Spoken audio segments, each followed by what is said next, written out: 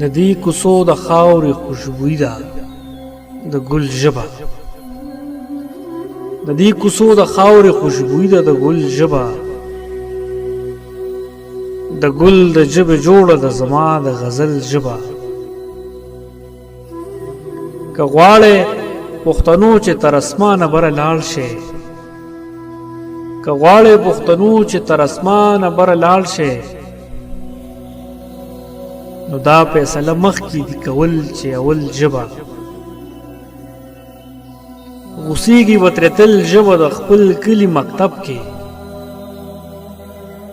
غوسیږي به ترې تل ژبه د خپل کلي مکتب کې، د دې خاورې بچی ته چې زده کېږي د بل ژبه.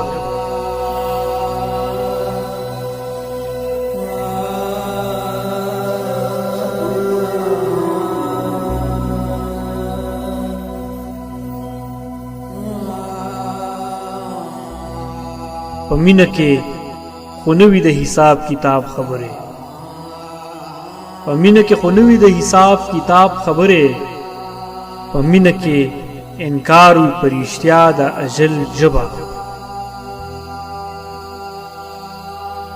زه شمع یم او ته تختې د شمع د لمبو نه، زه شمع یم او ته تختې د شمع د لمبو نه،